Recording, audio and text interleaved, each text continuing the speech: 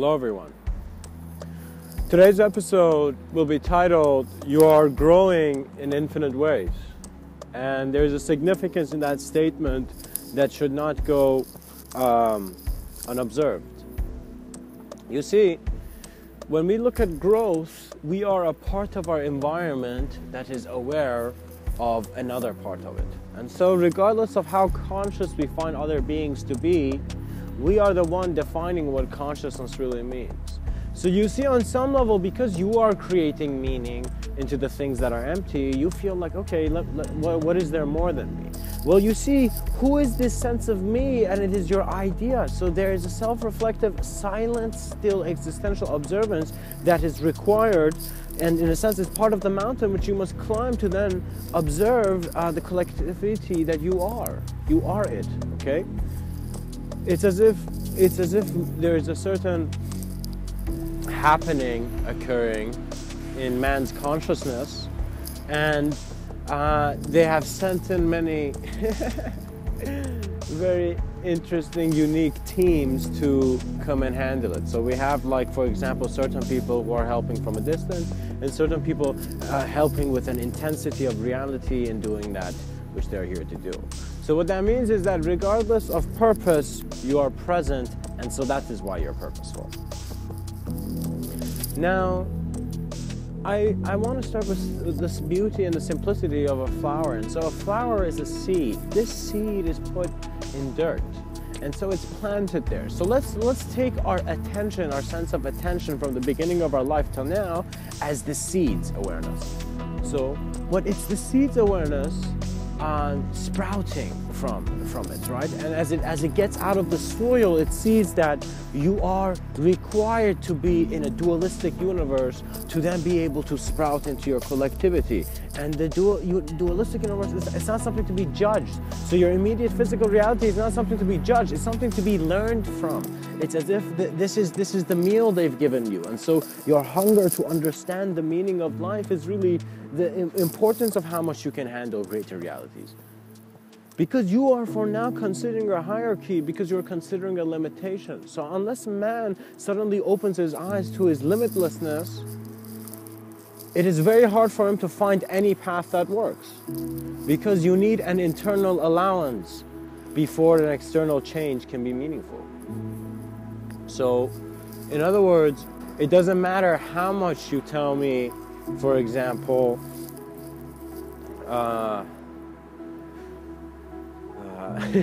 what to do, I'm doing my own thing, for example. You know, like that's an example of it.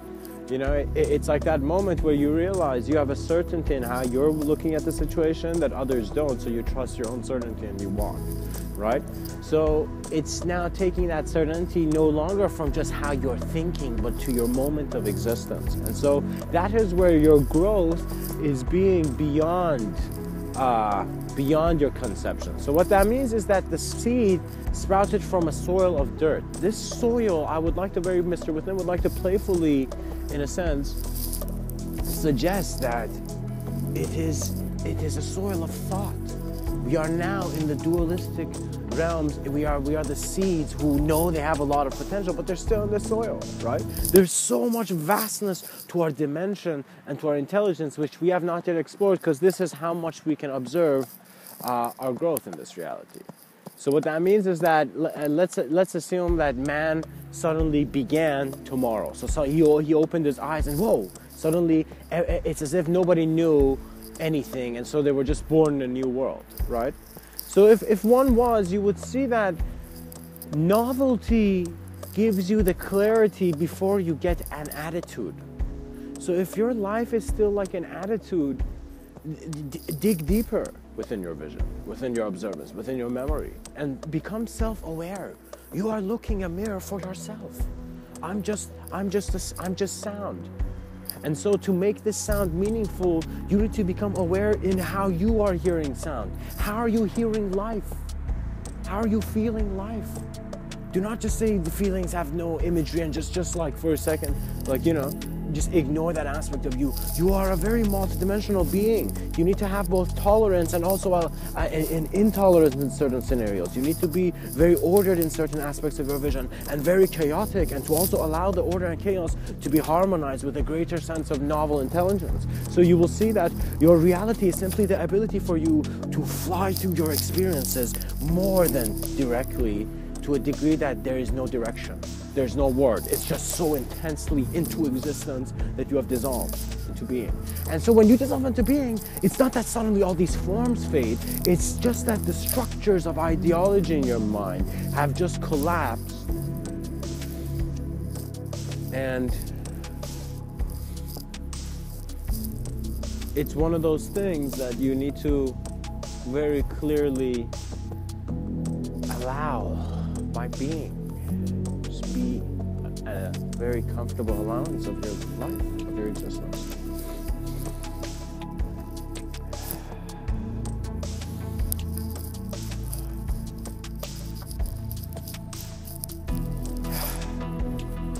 I would like to now speak about a bit about the world of art, and in regards to how man is growing in infinite ways. You're growing in infinite ways, and what that means is that, you see, physical growth is one aspect. So a lot of people appreciate physicality because that's what they believe they see. They think they're only seeing their physical aspect. So what that means is they're only treating only a certain aspect of image in their consciousness as real. They're ignoring the rest. And that's because of lack of confrontation, separation, and whatnot. You know, it's one of those things that there's really no need to explain, but at the same time can't, you know? So,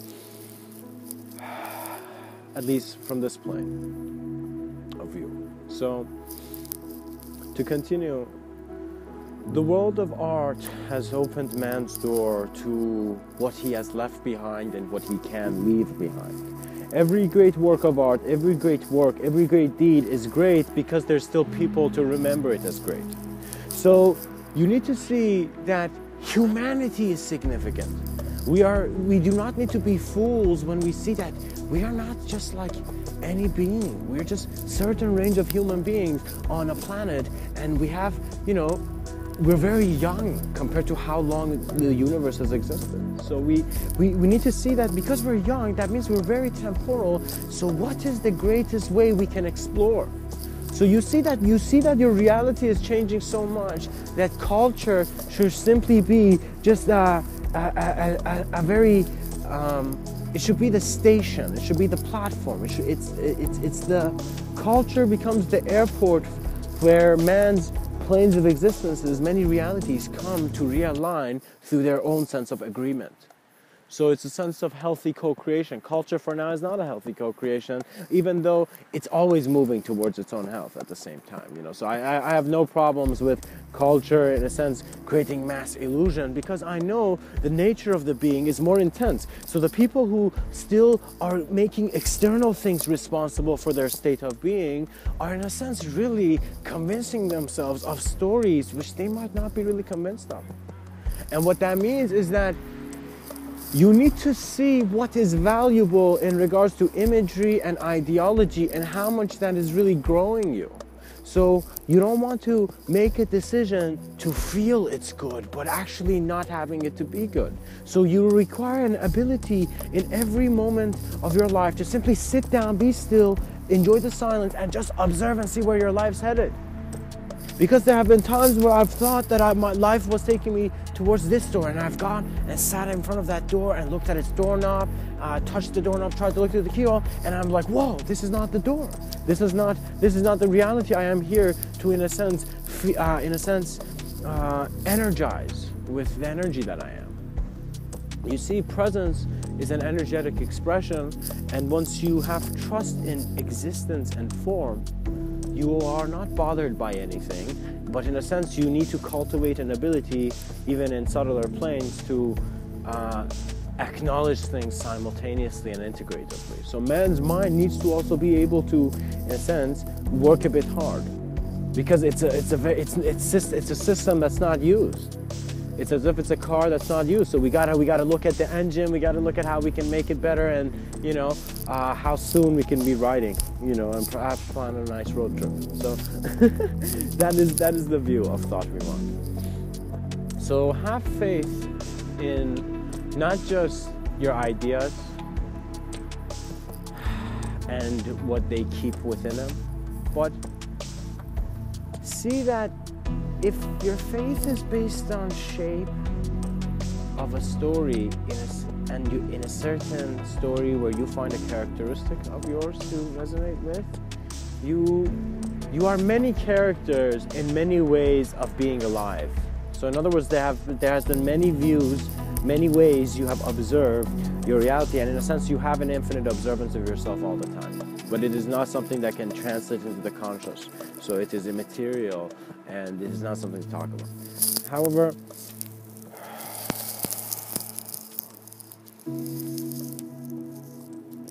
once you see that, as Rumi has beautifully said, what you seek is seeking you, once you see this longing you have to know, to be, and to know more, to, in a sense, not just be in euphoria all the time, not to just be in melancholy all the time, but just in a sense to see that from the melancholy you can burst out into action. It's very awesome. It's as if like the plane, your plane of reality and conception has just gone into a certain emotional state where you're feeling as if you can't, and so there's a disturbance. You're like, gosh, I don't trust myself in this phase of I don't know who I am and whatnot. And suddenly afterwards, it's as if going out of those clouds which you couldn't see really through, and suddenly seeing that once you go out of those clouds, the sky is clear. So man is constantly, in a sense, flying through his confusion and clarity, in a sense recognizing that his true clarity is the observance of all form. And so your plane of existence becomes your sanctuary. It becomes your most immediate thing. To study your reality becomes an immediate focus.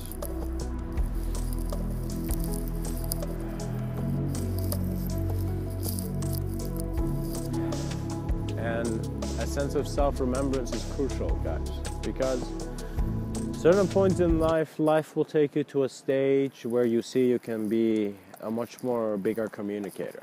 But you see that if it's really external based, the clarity of your being is being left a bit unattended. So what that means is that there's a difference between man and the human being and an animal. Because an animal is engaging with its stimulus just like how a human being does, but an animal is not aware of its environment as much as a human being can be. So what that means is that if I've given you a very nice telescope, in other words, if life has given you a very good telescope, and in a sense has given another being nothing, so you have the responsibility of using this telescope well and just seeing the beauty of the stars. You know, it's very important for you to recognize that your life is how you are acknowledging it, but then how everything else is a part of it. So you will suddenly be inspired. So simple things can have suddenly profound meanings. And you really see that is how the shaman worked. That's how the seers and the rishis worked back in the day. That's how the mystics, because they were working with another greater sense of intelligence. So they're like, I have such trust in life that I just need to look to my right, and whatever I see, I know that's my communication. And they would just look right, and they would exactly see, for example, that the synchronistic, for example, passing of three butterflies. You know, it's like it's a very beautiful realm of conception where your reality and its tolerance to be more real in new ways is always merging. So multidimensionality, it's like there's a fusion. It's as if a part of you is bursting out, completely coming back in, and it's so instantaneous that the cause and effect are just like playfully showing how infinity symbol, if it was placed and you were in the center, if it was spun, you would see that its movement would suggest even infinity has room to grow. So that is why you are growing in infinite ways, because even infinite states of collective acknowledgement and consciousness are even dissolving into greater movements. And so there's always this existential dance. And so you need to have faith in reality. Have faith. Not in ideology and beliefs. Don't ask people for their beliefs or what they don't believe. It doesn't help. but in a sense have faith. So in a sense, go and stand beside another person and simply observe presence. See how you're present, how others are present. When you cultivate the sense of gentleness in your observance, you become very wise, because it's as if one step, instead of if before you took one step and you had, let's say, 2 units of clarity, now when you take one step, it's like you have, let's say, 8 steps of clarity. And so like suddenly, when you're moving in a slower flow but with a more observant gaze, you become very able. So I find myself that when I'm doing anything and if there's an overwhelming shock to my reality, I slow down my physical response for a second, but allow my observance to capture the moment and then simply allow the engagement. So it's like once you're aware of the room, you know where the entrance is. So similarly, once you're aware of your moment, you know what must be done. It is a simple trust in how you are existing, and existence has wings of its own. Oh man.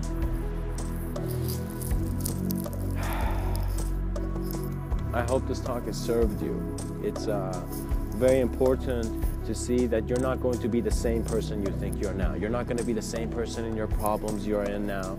And you're also not going to be the same person without problems as well. So you need to see that it's as if, like, even though right now you're chilling in that coffee shop, but suddenly you might be thrown into an aspect of your memory where it is as if it's medieval times, and you have held swords of many different kinds of steel. Do you know?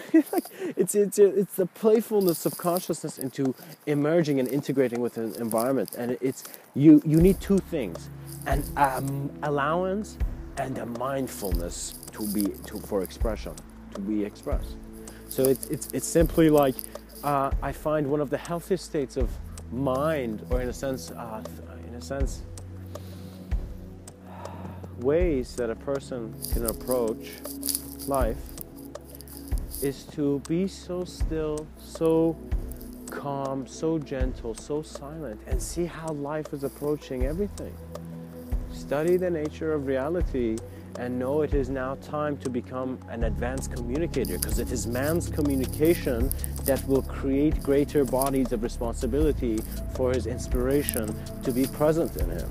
So what that means is that we are right now being those people who are, in a sense, learning to acknowledge more than just one plane. So what that means is that when one part of, it's as if like this aspect of the cosmos is in just like an emergency mode, and so a helicopter's coming to take the people, and as the helicopter takes the people suddenly see, oh, okay, this was just one aspect of the universe that I thought the life was ending. Gosh, oh man, it was just one lifetime I thought the world was ending. But you see that the ends which you are considering are very small to the vastness of who you are. And these words are not here to give you images. You're not here to think that you are a Greek god. You are here to see that you are life. You are an existential allowance. Your nature's way of, in a sense, communicating its next newest design. And so when you see the significance of your reality, the blind man who thought he was blind has thrown away his cane and has taken off the blindfold and is walking with eyes that know life in ways where no temporal being could know. They come with the certainty of infinity, and that is why you are growing in an infinite place. It is simply your collective is pulling you in your individual steps. So it is simply your eyes that are required to open to all that is open to you.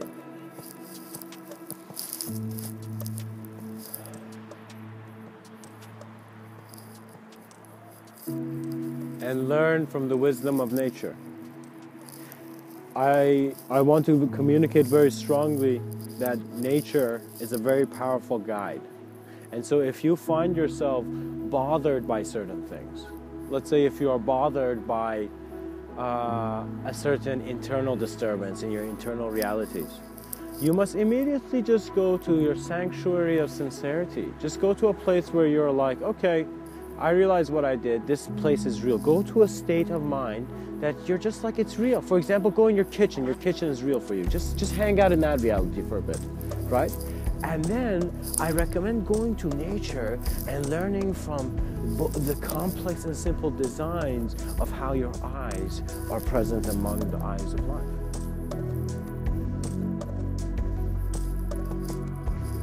Do not try to love, because if you're trying, it's still imagery based. You are love. Do you see? And never think that your internal experience is less or not valuable, or your thoughts are rubbish. Do you know why I'm saying that? It's not that you should care about the thought or not, or just get attached to just for example, you wrote one song and just think that that's it. You need to acknowledge the beauty of how you're receiving life, but also see the hollowness in the things which you're putting meaning in. So what that means is that if you're someone who comes in front of me, and if I'm a shallow person, I'm like, oh gosh, this person, oh, and in my mind, I'm just putting stories and layers of imagery on this bastard. Look at this guy, look at this guy. But you see, it's unnecessary, right? And I'm not really in the present moment, and oh gosh, I'm getting angry because you're not seeing what kind of bastard I'm seeing. So it's in a sense one of those things that you need to become gentle and still, and let the ripples in the pond simply settle, and you will see the greater reflection of a limitless sky.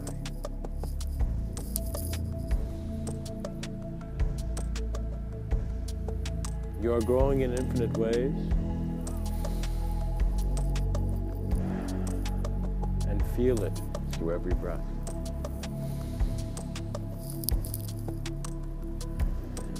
That you take, so it takes you.